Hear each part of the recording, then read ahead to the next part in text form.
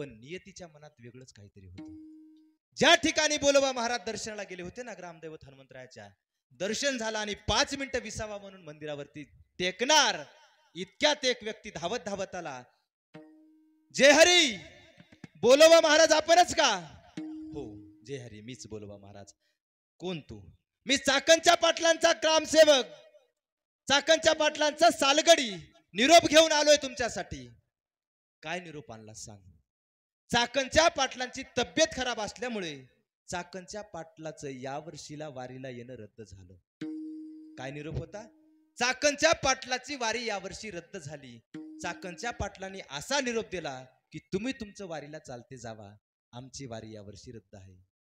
महाराज त्याचा आदरातिथ्य केलं आणि त्याला वाट लावलं. घरी आले.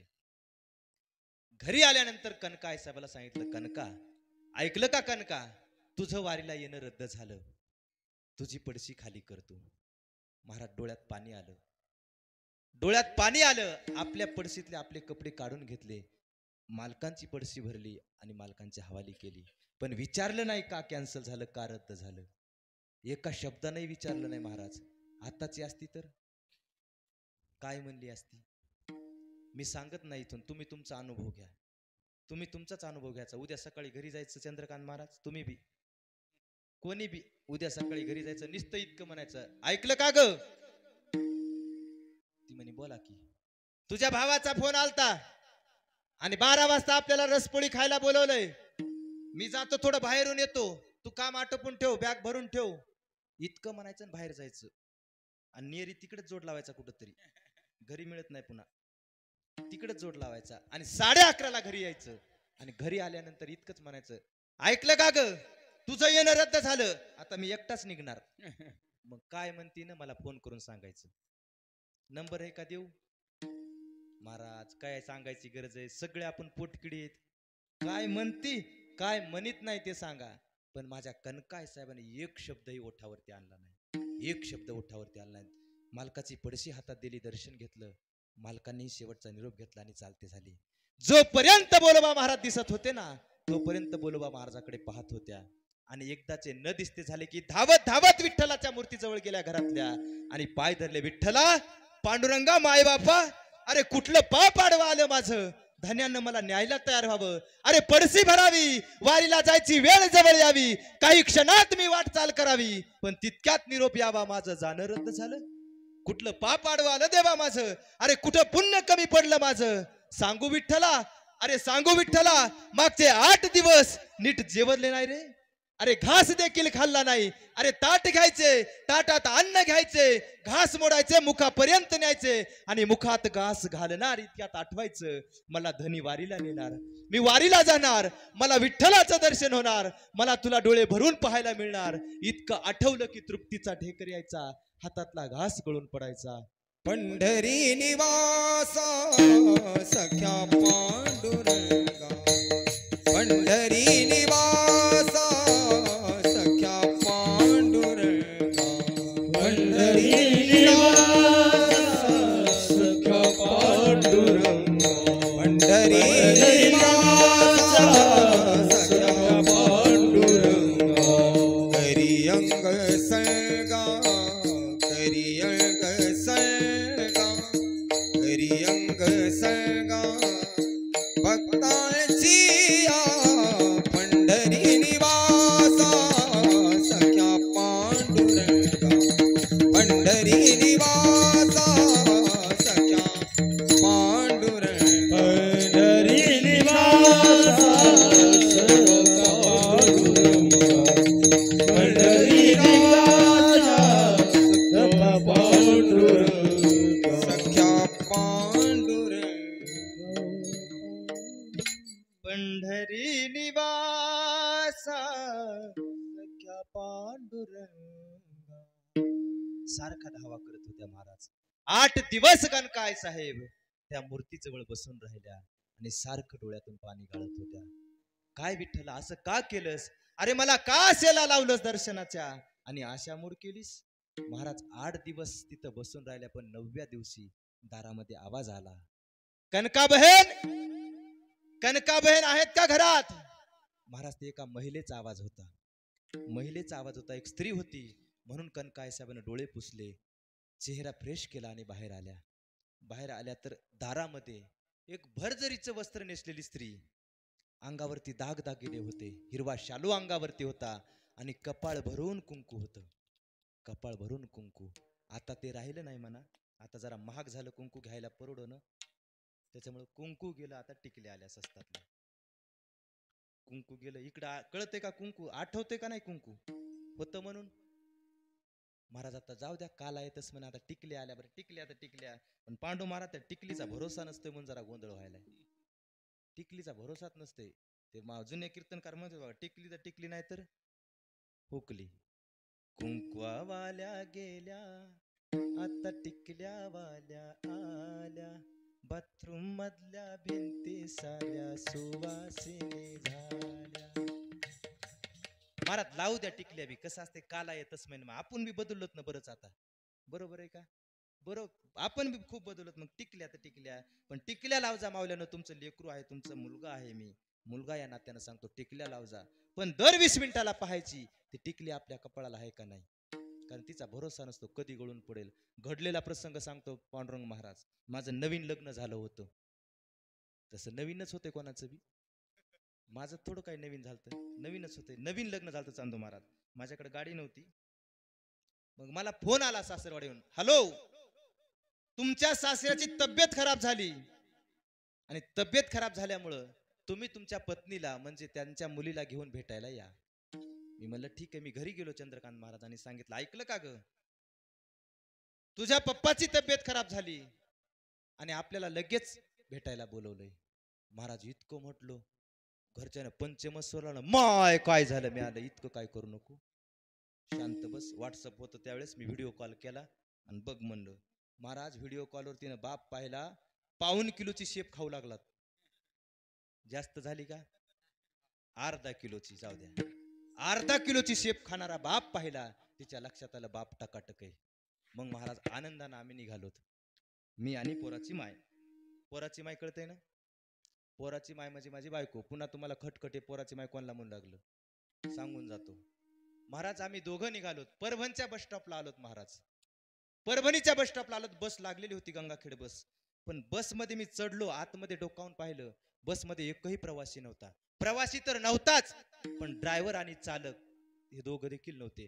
मग मी लक्षात आलं, आतापासून उन्हाचं मध्यात गरमीत बसण्यापेक्षा बाहेर थांबावं थोडस. मग थोडं झाडाखाली थांबलोत. तितक्यात मला भास्कर महाराजांचा फोन आला. मग काही वेळ भास्कर महाराज फोनवरच इकडे तिकडे बोलत होते, पण तितक्यामध्ये महाराज इतकी गच्च बस भरली. मग त्यावेळेस आमची ती म्हणली, आमची ती म्हणजे बायको बरं का, बायकोला लय काही काही म्हणतात म्हणून वांदे हो. काही म्हणालेत लोक आजकाल बायकायला, काही बी, कुठं खटखट म्हणालेत, कुठं आमचं भांडवल, कुठं माणसं, कुठं घर. महाराज काही म्हणालेत आता बायकायला, काही बी. आम्ही एका गावात 5 वर्ष झालो कीर्तनाला जातो. महाराज तुम्ही म्हणाल 5 वर्ष झालं तू कीर्तनच करीत नाही, कसं काय म्हणालास? महाराज कीर्तनात कसं बी जमत आहे. तुम्ही म्हणता खोटं जमत आहे का? खोटं नाही, पण भजन आपण बरेच दिवस झालं करत होतो ना. 5 वर्ष झाले एका गावात जात होतो महाराज. तिथं गेलं की एक माणूस होता महाराज, तो निस्ता भेटला की म्हणायचा, राम राम चा, काय म्हणायचा, राम राम चा. मग माणूस पहिल्या याला काय म्हणते, राव द्या ना, बरोबर बरोबर बरोबर ठीक आहे, इतकं म्हणायचं, निघून जायचा. पुढच्या वर्षी भेटला की जय हरी चा, राव द्या ना, बरोबर बरोबर बरोबर ठीक आहे, इतकं म्हणायचं, निघून जायचा. महाराज 5 वर्ष झाले. 6व्या वर्षी गेलो. 6व्या वर्षी गेलो की अगोदरच आमच्या पांडुरंग महाराजांसारख्याने सांगितलं, महाराज हे दरवर्षी सप्त्यात येणाऱ्या प्रत्येक महाराजाला बेजार करायला चहा म्हणून कोणालाच पाजित नाही, नुसतं म्हणतंय आज याचा चहात प्याचा. महाराज मी म्हणलं ठीक आहे. ते समोरून आलं आणि त्यानं तेच पॅटर्न हे केला, जय हरी. मी म्हणलं जय हरी पुन्हा घालतो, आपण चहा घेऊ एकदा. महाराज ते माझ्या पुढचं होतं. ते म्हणलं बरोबर बरोबर बरोबर, गेलं निघून. काय असं काय पानसटाचं काय महाराज, पण मी त्याच्यापेक्षा पानसट पांडुरंग महाराज. मी समोरून गेलो, मला आज काही झालं तर तुमचा चहाच घ्यायचा. मग ते मला म्हणलं, महाराज चहा घेतला असता महाराज, पण आमचा पसाराच घरी नाही. मी म्हणलं पसारा नाही, नेमकं भगून नाही, पातेलं नाही, दूध नाही, चहा साखरपत्ती नाही का, गॅस नाही, नेमकं नाही काय घरी. ते मला महाराज लयच येडे दिसायले तुम्ही. मला लेच येडे दिसायलेत. मी म्हणलं कस काय? म्हणला महाराज पसारा म्हणजे बायको घरी नाही. त्यावेळेस मला कळालं बायकोला पसारा देखील म्हणतात. म्हणून तुम्हाला म्हणलं ती म्हणजे कळती का नाही. विठाल विठाल विठाल.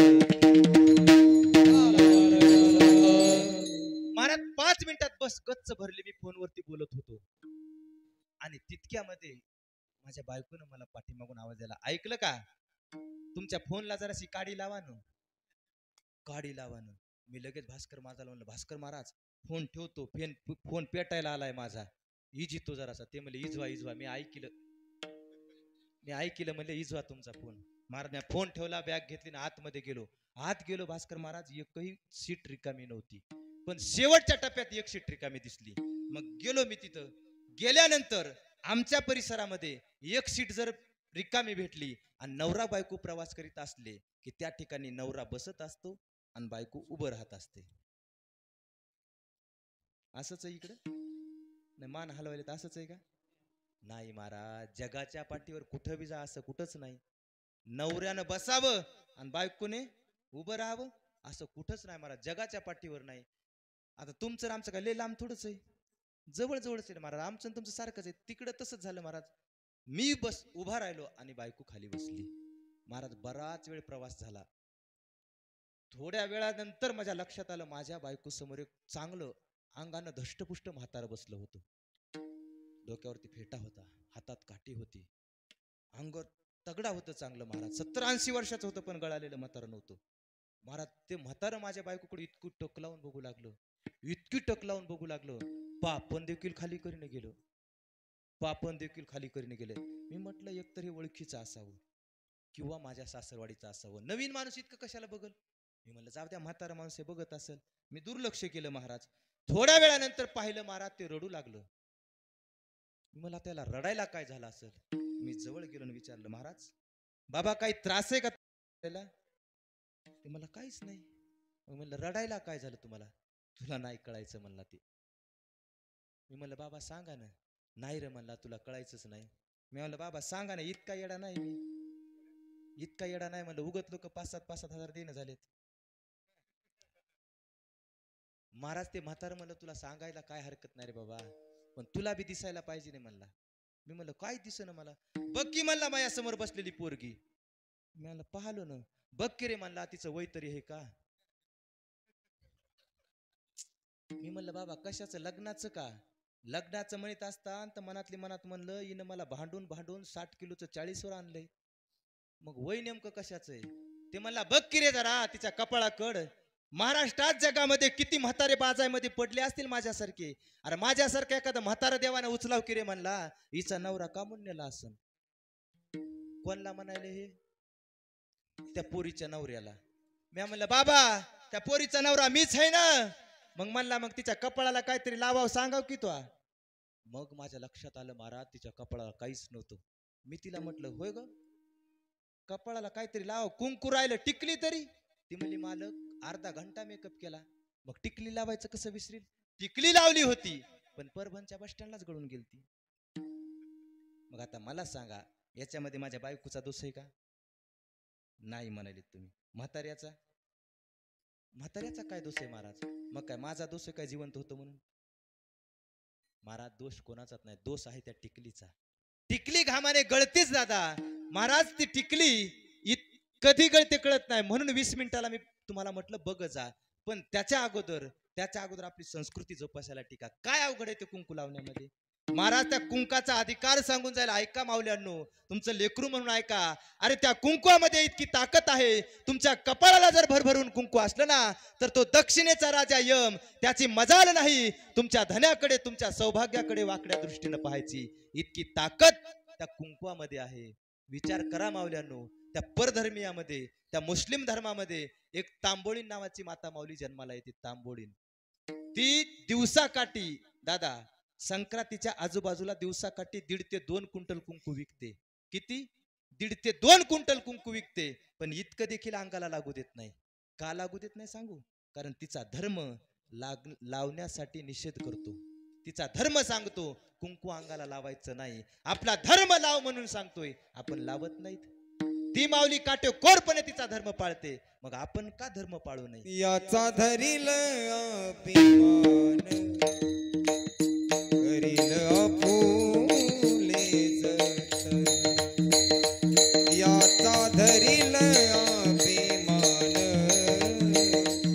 करील आपुले जतन, याचा धरील अभिमान करील आपुले जतन, करील आपुले जतन, करील आपुले जतन. याचा धरील अभिमान करील आपुले जतन, याचा धरील अभिमान करील आपुले जतन. याचा धरील अभिमान करील आपुले जतन, याचा धरील अभिमान करील आपुले जतन, याचा धरील अभिमान करील आपुले जतन, आपुले जतन, करील आपुले जतन. याचा धरीन अभिमान करीन आपुले जतन. याचा अभिमान धरला पाहिजे माऊल्यांनो. आपण कुठलाही आपला धर्म, अरे इतका श्रेष्ठ धर्म आहे आपला, मला माहित आहे बाबा, या अभंगाच्या बाहेर चाललोय मी, पण काळाची गरज आहे आता.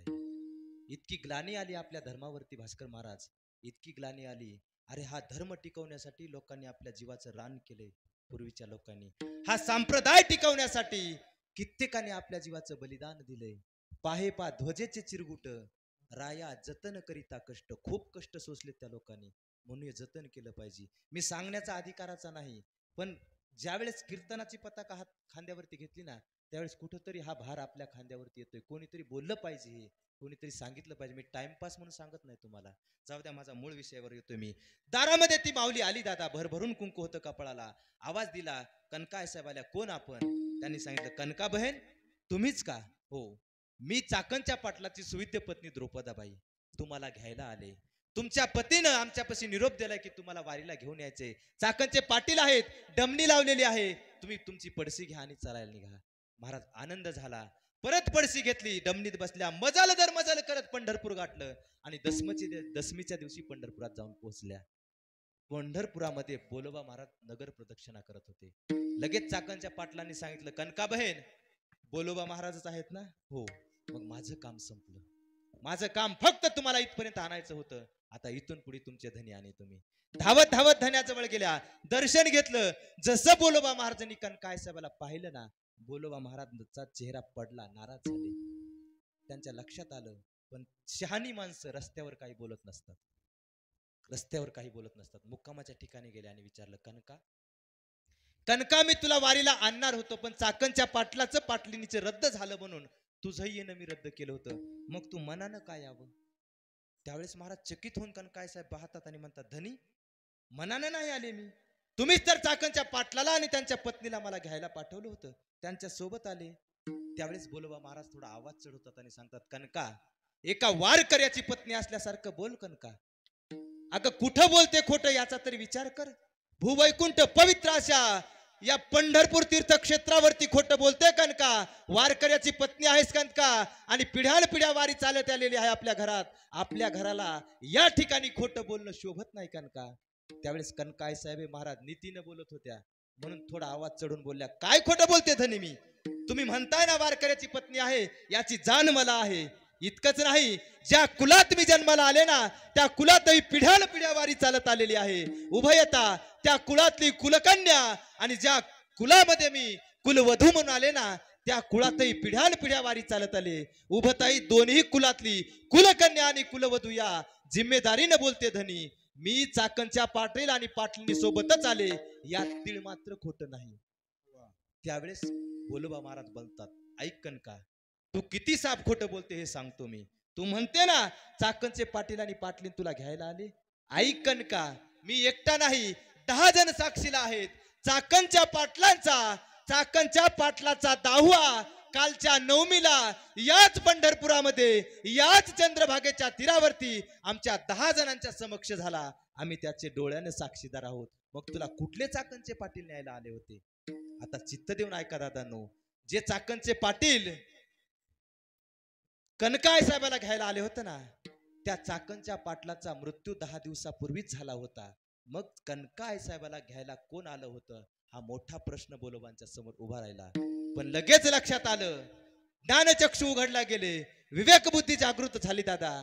आणि लक्षात आलं, कनकाय साहेबाच्या हाताला धरलं, धावत धावत ज्या ठिकाणी सोडलं होतं तिथं गेले. तिथं पाहिलं तर ब्रह्मकमळ पडलेलं होतं. माझ्या विठ्ठल रुक्मिणीचे पादुकांचे चरण उमटलेले होते. तिथं पाहिलं दादा, दर्शन घेतलं आणि घळघळा डोळ्यात पाणी आलं आणि मन गहिरून आलं. कनका, अगं कनका, कुठल्या जन्मात पुण्य केलंस कनका तू? अगं पिढ्याल पिढ्या वारी जरी आमच्या कुळात चालत आली असेल ना कनका, अगं जसा जन्मलो ना, जशी हातात वारी आली माझ्या, जशी वाऱ्याची जिम्मेदारी माझ्यावरती पडली ना, अगं मनातून प्रेमभावाने भक्तीने वारी करतोय. आजपर्यंत विठ्ठल माझ्या स्वप्नात आला नाही ग. तुला साक्षात विठ्ठलाने वीट सोडावी, विटेवरून उडी मारावी, आई साहेबाने वीट सोडावी, विटेवरून उडी मारावी आणि घरापर्यंत न्यायला यावं. काय पुण्य केलंस कनका, काय पुण्य केलंस कनका. त्यावेळेस कनका आई साहेबाला कळालं की माझी इच्छा पूर्ण करण्याकरता स्वतः देवानं आणि आई साहेबानं पंढरपूर सोडावं, वीट सोडावी आणि माझ्या घरी यावं. त्यावेळेस कनका आई साहेबाच्या डोळ्यात पाणी आलं. 8 दिवस मला माझ्या विठ्ठलाचा संग घडला, माझ्या रुक्मिणी आई साहेबाचा संग घडला. हा वृत्तांत ज्यावेळेस पुढे चालून तुकोबरायाच्या कानावरती गेला ना, त्यावेळेस तुकोबराय म्हणत होते दादा, अनुभवानं देव भक्ताची इच्छा पूर्ण करतो. ते अभंगाच्या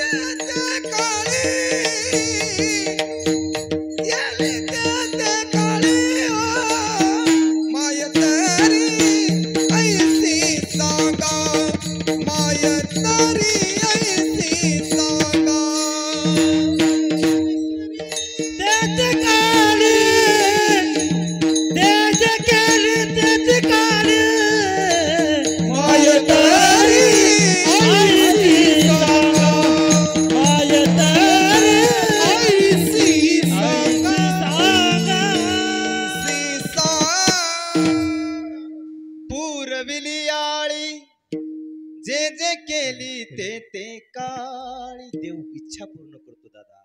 पण तितका भाव, तितकी भक्ती आपली देवावरती असली पाहिजे. समर्पित करावं लागतं देवाला, स्वतःला सगळा भार देवावरती घालावा लागतो. महाराज द्वापार युगामध्ये जोपर्यंत द्रौपदी पदराला हात ठेवत होती ना वस्त्राला, तो दुःशासन वस्त्र ओढत होता, पण द्रौपदी स्वतः सावरायचं पाहत होती. तोपर्यंत देव आला नाही, कारण देवाला माहित होतं तिचं ती सांभाळायला आपण जायचं नाही. एक हात सोडला, एक हात पतीची मदत मागत होता, द्रोणाचार्य, कृपाचार्य, भीष्माचार्यांची मदत मागत होता, आणि एक हात वस्त्राला होता, तरी देखील देव आला नाही. कारण देवाला वाटलं एका हाताने का होईना स्वतःचा भार स्वतः उचलायली ना, आपण जायचंच नाही. पण ज्या वेळेस द्रौपदीनं दोन्ही हात सोडले त्यावेळेस देव आला. तुका मान भारा हात दियावारी, तुका मान भारा हात दियावारी, हे तुका मन भारा हात दियावारी, हे तुका मन भारा हात दियावारी, होईल कैवारी नारायण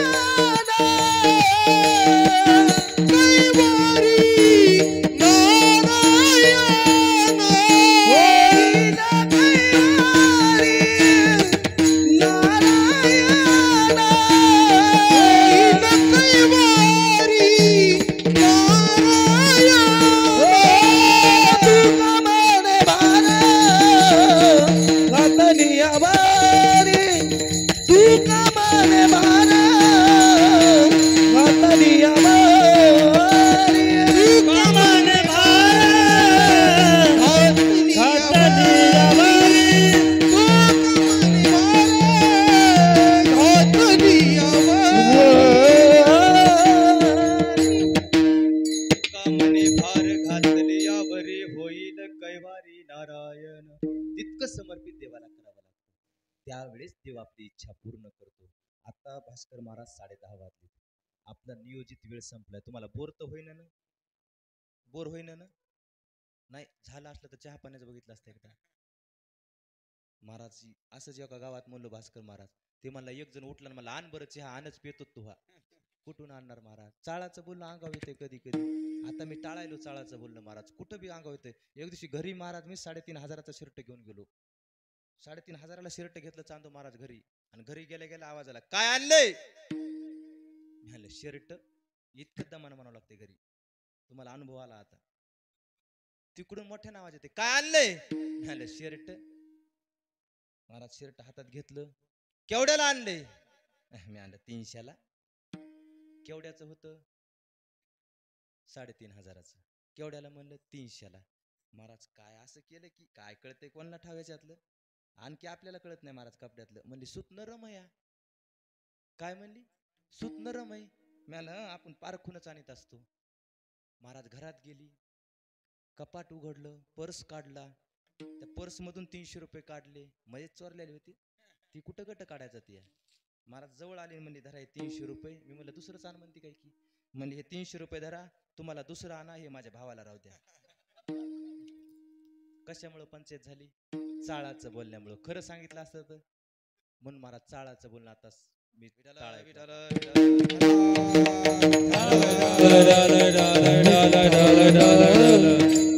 पुरविली आळे जे जे केली ते ते काळे. देव इच्छा पूर्ण करतो, पण देवावरती तितकं आपली भक्ती, तितकी श्रद्धा असली पाहिजे माय बाबा.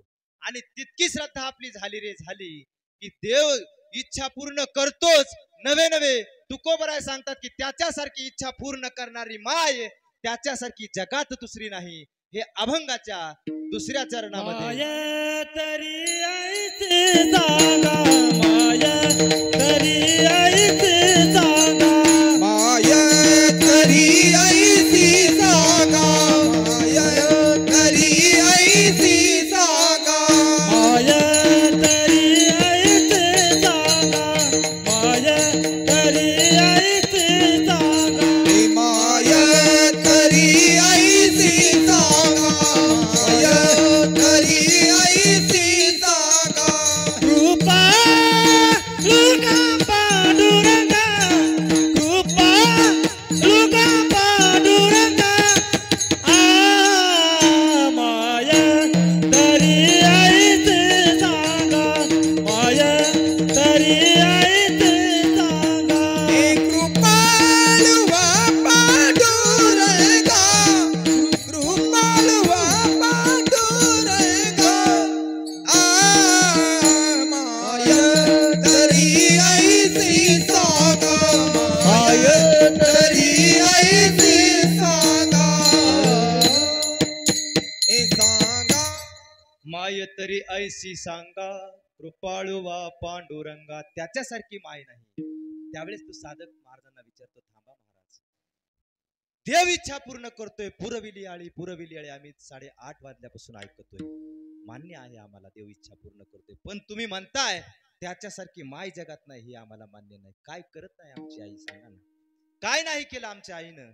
आम्हाला जन्माला घातलं महाराज, नव्हतं आम्हाला झोपायला येत महाराज, नव्हतं आमचं आम्हाला जेवता येत, नव्हतं आम्हाला चालता येत, आमचं कुठलंच काम आम्हाला करता येत नव्हतं. आमच्या आईनं आम्हाला लागलेली भूक ओळखून आम्हाला जेवायला घालावं, न सांगता आमच्या आईनं आम्हाला हाताला धरून चालवायला शिकावं. आमच्या आईनं आम्हाला अंगाई गीत गाऊन झोपवावं. आणखी काय करायचं आमच्या आईनं, सांगा ना दादा. ज्यावेळेस ती लेकरू झोपत नाही ना, त्यावेळेस ती आई महाराज सुंदर पाळण्यामध्ये लेकराला टाकते आणि गोड अंगाई गीत गाते. आता पाळणे राहिले नाही आणि पाळण्यासारखे घरं राहिले नाही दादा. 10 बाय 10ची रूम, आणि त्याच्यात जर जुन्यातला पाळणा बांधला आणि त्याच्यात पप्या टाकला आणि जर झोका दिला तर ते झोका नाही, ते धोका ठरते. धोका कसा? पप्या तिकडं, पप्याचा बाप पाळण्यासंग तिकडच. छोट्याल्या रूमा झाल्या महाराज. आता कुठं पाळणे बांधणार, बरोबर आहे का? आता त्या बाजाला यालाच बांधायला बघा, ते रुमालाचं तरी, साडीच्या दुडक्याचं तरी, कशात तरी झोळणी बांधायची. मग ते लेकरू रडतय महाराज, इतकं रडतय. मग ती सासू म्हणती, अगं त्याला बघ की, त्याला बघ म्हणलं की ते रडायला पाहून ही बी रडती. काय करू, ते ऐकच ना. मग काहीतरी त्याला झोक्यात टाक, काहीतरी गुणगुण म्हणती सासू म्हणती, मग त्याला झोक्यात टाकतील म्हणती हाड हाड कुतू ते का कुत्रे का काय महाराज. पण जुन्या काळात महाराज गोड अंगाई गीत गात होत्या, गोड अंगाई गीत. एक हिंदी अंगाई गीत आहे भास्कर महाराज, हिंदी. हो सुरमई अखियों में एक नन्ना मुन्ना सपना दे जा रे, सुरमई अखियों में एक नन्ना मुन्ना सपना दे जा रे, सपना कोई सच्चा दे जा, मुझको कोई अपना दे जा, सुरमई अखियों में एक नन्ना मुन्ना सपना दे जा रे. एकदा बाबासाठी टाळ्या वाजवा. महाराज काय गोड साथ केली बाबांनी, वा वा, गोड साथ केली. गोड अंगाई गीत होते महाराज जुन्या काळात.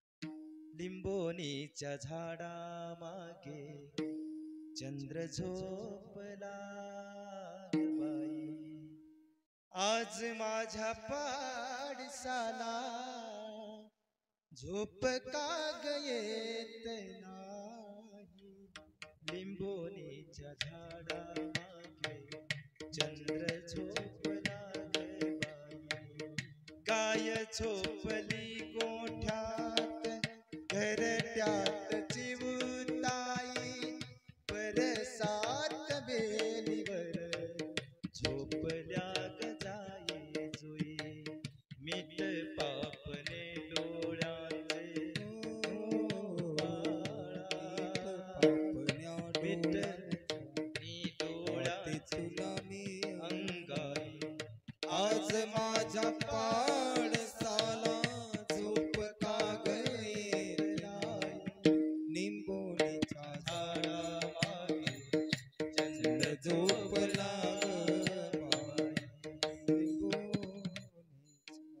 किती गोड होते महाराज गाणे.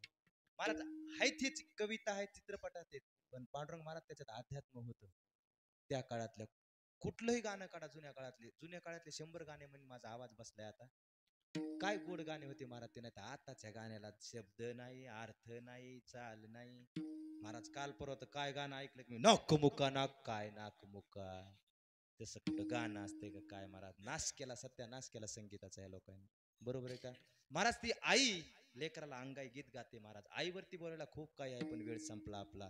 त्यावेळेस तुकोबराय त्याला 3ऱ्या चरणामध्ये उदाहरण देतात महाराज. घेतली नुबारी, घेतली नुबारी, घेतली नुतारी, घेतली नुतारी, घेतली नुतारी, घेतली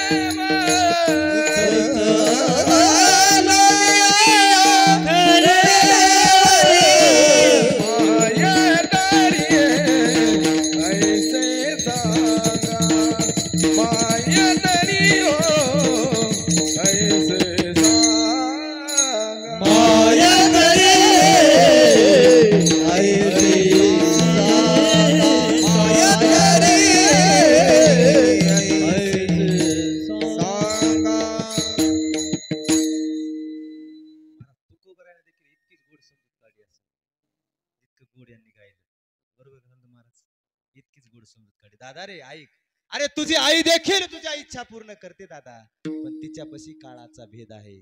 तुझी आई 3ऱ्या चरणाचे दृष्टांत दिला ना, माझा देव भक्ताला कडीवर घेतो परत खाली टेकवत नाही, चंद्र सूर्य असेपर्यंत टेकवत नाही, पण तुझी आई कडीवर घेतल्यानंतर काही काळापर्यंत येते. अरे उचलून या कडीवरी मायतरी ऐशी सांगा कृपाळुवा पांडुरंगा. महाराज अभंगाचा साधा सरळ सोपा अर्थ करण्याचा प्रयत्न केला. अभंगाचा अर्थ असाच आहे, मासा मुळीच अट्टहास नाही, अजिबात अट्टहास नाही. माझ्या बुद्धीला रुचला पचला झेपला तसा अर्थ केला. आणि इतकं जे बोललो ना पांडुरंग महाराज, इतकं जे बोललो ना, श्रोते सुज्ञ भेटले म्हणून बोललो. कसं असतं, महाराज जरी येडगाबाळा असला श्रोते सुज्ञ असावेत, नाही तर महाराज येडगाबाळा श्रोते बी येडगाबाळे म्हणल्यावर पंचायत होती. पण इथं तसं नाही झालं, इथं श्रोते चांगले भेटले म्हणून इतकं बोलायला मला प्रोत्साहन मिळालं. नाही तर कसं असतं ना, दोन येडी एका जागी जाऊ नये, दोन येडगाबाळे एका जागी जाऊ नये, दोन नेते एका जागी जाऊ नये, दोन जावा एका जागी जाऊ नये, दोन बुवा एका जागी जाऊ नये, दोन मुके एका जागी जाऊ नये, दोन बहिरे एका जागी. आता किती सांगू, असे रात्रभर सांगू का? हे या जाऊ नये महाराज. दोन बहिरे एका जागी आले महाराज, आपल्या गावातलेच, आपल्या गावात नाही ना कोणी, जाता जाता पेटायचं नाही ना कोणी. बरं असलं तरी बहिऱ्याला काय ऐकू जाईन मी बोललेलं, फक्त तुम्ही सांगू नका हे असं म्हणलं म्हणून. महाराज दोन बहिरे, एक बहिरे इथं बसलं होतं आणि एक घरून आलं. इथल्याला विचारलं राम राम, ते म्हणलं राम राम. हयातनगरला चालले काय? ते मला नाही नाही हयातनगरला चाललो. इतक्यावर नाही थांबलं, ते बसल्याला म्हणलं बर बर बर बर बर, मला वाटलं हयातनगरला चालले काय की. आता इथपर्यंत तुम्ही ऐकलं असन, आता याच्या पुढचं सांगतो. याच्या पुढचं ते हयातनगरला गेलं, उद्या एकादश होती म्हणून त्याने येता येता 3 किलो रताळ आणली. पांडुरंग महाराज काय आणलं? 3 किलो रताळ. संपलं कीर्तन आपलं. 3 किलो रताळ आणले, हयातनगरून आणलं, इथंच बसलेलं होतं हे बहिर. मग याला वाटलं हे आपलाच पार्टनर आहे. यानं 3 किलो मधले 1 किलो रताळ त्या बहिऱ्याला दिले आणि सांगितलं उद्या एकादश आहे, उद्या शिजून खा उद्या. ते म्हणलं हो. महाराज ते म्हातारं घरी गेलं, रताळ टेकले आणि कीर्तनाला आलं आणि साखरे महाराजांनी जरासं कीर्तन लांबिलं 10-15 मिनिटं. कीर्तन संपल्यावर घरी गेलं, पण याला झोपच येईना ना, याला निस्ते रताळ दिसू लागले.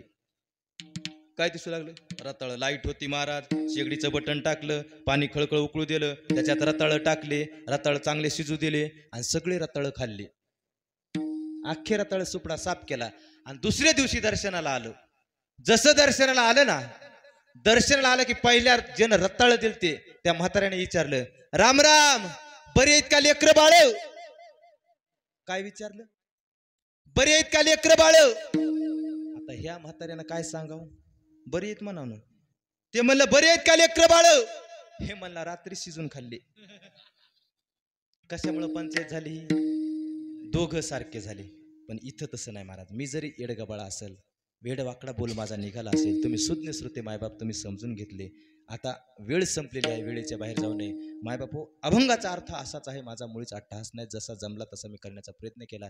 या ठिकाणी मला ज्यांनी पाचारण केलं, आमचे विजूभाऊ असतील, सदाशिव महाराज असतील, आणखी गावातली सर्व ग्रामस्थ मंडळी असेल, सगळ्यांच्या चरणावरती नतमस्तक होतो. आलेली सगळं गुणीजन मंडळी, महाराष्ट्रातील दिग्गज मंडळी या ठिकाणी उपस्थित झाली. तुमच्याही चरणावरती नतमस्तक होतो. मृदंगाचार्य आमचे चंदू महाराज टेंभुर्णीकर, तुमच्याही चरणी नतमस्तक होतो. आणि सुंदर साऊंड सिस्टीम. आता मशनरी आहे, कधी कधी बिघाड होती महाराज, मशनरी आहे, इतकं काय नाही, पण मागून गोड चालली. सुरुवातीला झालं जरा असं, काय व्होल्टेज कमी पडू लागलं का आमचं भाग्यच कमी पडू लागलं काय माहीत महाराज, पण सुंदर चालली पाठीमागून. तुम्हालाही कोटी कोटी धन्यवाद. कुठली आहे सिस्टीम? गावातलीच आहे का? मग आधीच सांगायचं ना, इतका थाट करीत नव्हतो ना मी महाराज. पण गोड चलवली महाराज, गावातले असून पण एवढ्या गोड हसून चलवली त्यांनी. नाही तर महाराज सिस्टीमवाले महाराजाला निम्म पंक्चर आधीच करायलेत. आवाज वाढव म्हणलो की ते डोळे वाटरून बघायले. तिथंच महाराज अर्ध इसरायले महाराज. पण गोड चलवले महाराज. स्मित हास्य, हसून केलं ना काही काम चांगलं होतंय. एकदा मी तिथं बसलो होतो महाराज, मला येत नाही काय त्याच्यातलं, मी तिथं बसलो, ते सिस्टीमवाला म्हणलं महाराज मी जरा लगेऊन येतो, इथं बसा. अरे मी आलो, कीर्तन सुरू आहे, तिकून आवाज कोणी मागितलं तर काहीच नाही म्हणला.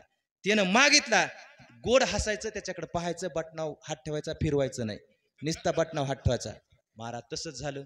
ते गेलं उठून, एकूण गायक म्हणले एक जण आवाज द्या, मी नुसतं त्याच्याकडे पाहिलं, गोड हसलो, बटनाव हात ठेवला आणि असं केलं. ते मला क्या बात आहे, नंबर 1. फिरिलं नाही. तसं फक्त गोड हसण्यानं काम होते, पण गोड स्वभाव आहे त्यांचा, हसणं गोड आहे. माफ करा मायबाप, तुम्हाला अगोदर काही जरा झाला असेल तर, पण गोड चालली बरं का. आमचंही बोलण्याची इच्छा नसते, पण काय होतं, दिवसभर कार्यक्रम केला, आवाज अगोदरच गेलेला आणि ते सिस्टीम लो व्होल्टेज होतं, काय की धरसोड करू लागलं. बरोबर आहे का? नतमस्तक होतो तुमच्या चरणी, गोड मागून चरळी आलेल्या सर्व श्रोते मायबाबाच्या चरणी नतमस्तक होतो आणि माझ्या कीर्तन रूपी सेवेला याच ठिकाणी पूर्ण विराम देतो. ज्ञानेश्वर ज्ञानेश्वर माऊली